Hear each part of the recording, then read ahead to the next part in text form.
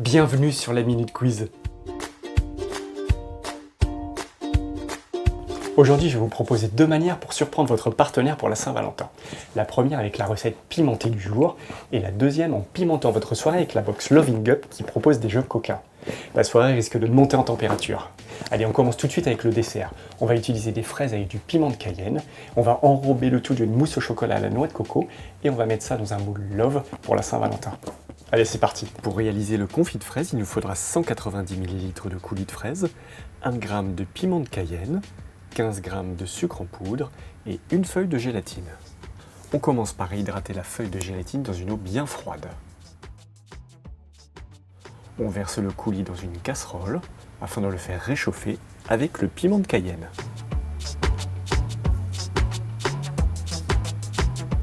On fait chauffer à température moyenne et on ajoute les 15 g de sucre en poudre.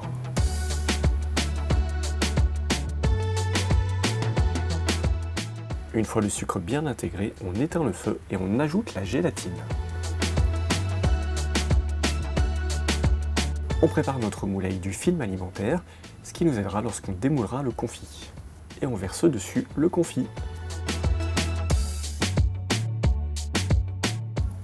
Et on le passe au congélateur jusqu'à ce qu'il durcisse. Après le confit de fraises, on passe tout de suite à la dacquoise au citron. Pour réaliser la dacquoise au citron, il nous faudra 2 blancs d'œufs, 40 g de poudre d'amande, 35 g de sucre en poudre, 10 g de farine, 20 g de sucre glace et le zeste d'un citron et une cuillère à soupe du jus de citron. Dans un saladier, on va mélanger le sucre glace avec la poudre d'amande, la farine et on va zester notre citron. Comme on utilise le zeste, il faut prendre un citron bio. Et la cuillère à soupe du jus de citron.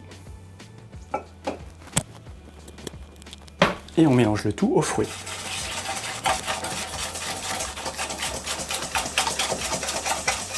Dans la cuve du robot, on va fouetter nos blancs. Et dès qu'il commence à mousser, on y ajoutera le sucre. Lorsque nos blancs sont bien montés, on a le pic de perroquet sur notre fouet. Et on mélange délicatement le biscuit à nos blancs d'œufs.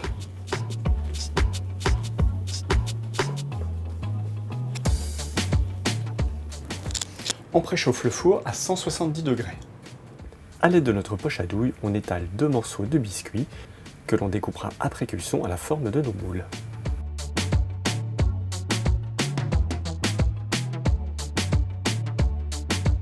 Et j'enfourne pendant 12 minutes à 170 degrés. Une fois que notre dacquoise est dorée, on la retire du feu.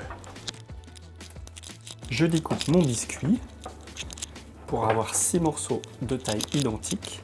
Une fois que j'en ai découpé un, je peux m'en servir de patron pour découper les autres. Nos biscuits sont prêts à la taille des moules. Le four est encore chaud, on attaque tout de suite le crumble à la noix de coco.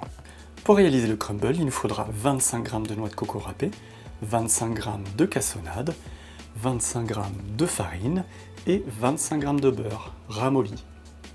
Dans la cuve du robot, on va y ajouter la noix de coco, la cassonade, la farine et le beurre ramolli en petits morceaux. On utilise l'outil feuille et on mélange jusqu'à obtenir une pâte sablonneuse.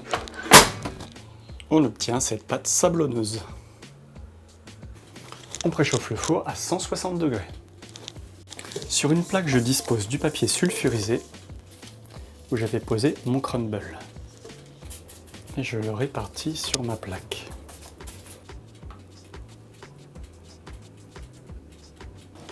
On passe le crumble en cuisson pendant 20 minutes. Lorsque notre crumble est suffisamment doré, on le retire du four. Pour faire notre mousse chocolat blanc noix de coco, on va commencer par réaliser une purée de coco.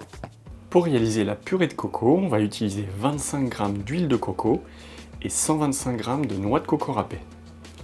Dans un blender, on verse notre noix de coco râpée ainsi que l'huile de coco. L'huile de coco se raffermit au froid. C'est pourquoi l'huile a un aspect solide. Et on mixe le tout pendant 1 minute à vitesse moyenne. Au bout d'1 minute, on passe à la vitesse maximum pendant 2 minutes. On racle bien les bords. Et on repasse à vitesse maximale pendant 3 minutes. Une fois qu'on obtient une pâte bien homogène, notre purée de coco est prête. Mettez la purée de noix de coco en bocal, vous pourrez la conserver à température ambiante pendant au moins 1 an.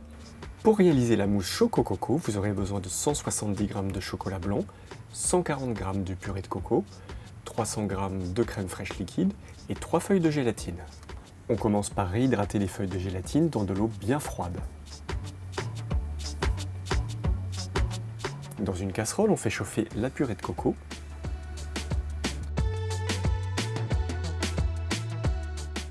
Avec 50 g de crème fraîche. Et on mélange le tout jusqu'à obtenir une pâte homogène.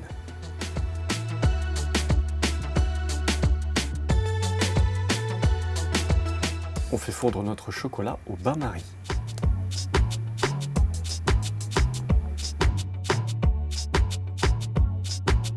Une fois le chocolat bien fondu, on y intègre la gélatine. Puis notre préparation à la noix de coco. Et on mélange. On monte notre crème fraîche en chantilly.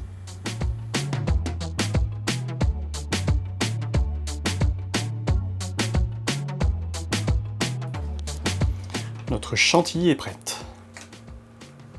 À l'aide d'une maryse, on va intégrer petit à petit notre chocolat coco à la mousse. Le fait d'avoir ajouté la gélatine au chocolat, ça va nous permettre d'avoir des perles de chocolat dans notre mousse. Et je repasse 1 minute au batteur afin de bien intégrer la purée de coco. Et on met de côté en attendant le montage. Pour le montage, on utilise notre moule en silicone et on va commencer par étaler une couche de mousse sur le fond et sur les côtés. On peut utiliser un pinceau pour bien étaler la mousse sur tous les contours.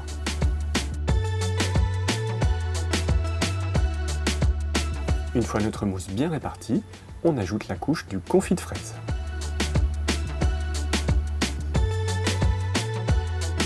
On y met ensuite notre crumble à la noix de coco. Et on termine par positionner notre dacquoise citron. N'hésitez pas à appuyer sur le biscuit pour bien enlever l'air qui pourrait se trouver dans le gâteau. Après une nuit au congélateur, vos desserts sont bien durs, on peut attaquer notre glaçage. Pour réaliser le glaçage, il nous faudra 90 g de sucre en poudre, 90 g de chocolat blanc, 90 g de glucose, 3 feuilles et demie de gélatine, 40 ml d'eau, du colorant rouge et 60 g de lait concentré sucré. On commence par faire tremper nos feuilles de gélatine dans de l'eau bien froide. Dans une casserole, on va faire chauffer notre glucose avec notre sucre et notre eau. En attendant, dans un cul de poule, on va y mettre notre chocolat avec le lait concentré. Le glucose va permettre d'éviter que le sucre se cristallise sur le glaçage. Une fois qu'il atteint 103 degrés, on le retire du feu. Et on y intègre la gélatine que l'on aura essorée préalablement. Une fois notre gélatine bien intégrée, on la verse sur notre chocolat et notre lait concentré. Et on remue vivement pour faire fondre le chocolat. À la préparation, ajoutez petit à petit votre colorant jusqu'à atteindre la couleur désirée. Et on laisse à présent refroidir le glaçage jusqu'à ce qu'il atteigne 35 degrés.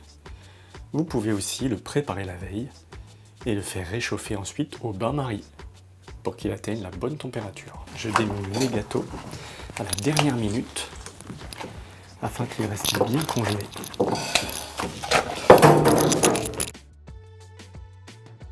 Faites couler votre glaçage sur les gâteaux bien froids sortis du congélateur.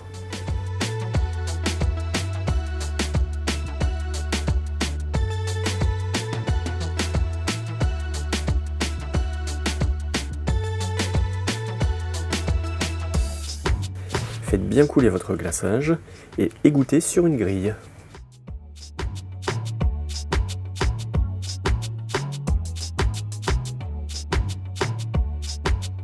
Il ne vous reste plus qu'à déposer vos gâteaux sur des plaques de présentation. Laissez à présent dégeler vos gâteaux au réfrigérateur pendant au moins 4 heures. Je vous ai proposé aujourd'hui 2 manières pour surprendre votre partenaire pour la Saint-Valentin.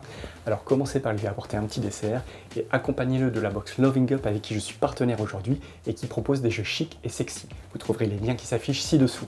J'espère que cette recette vous aura plu. Nous on se retrouve très vite et en attendant, abonnez-vous, likez et partagez.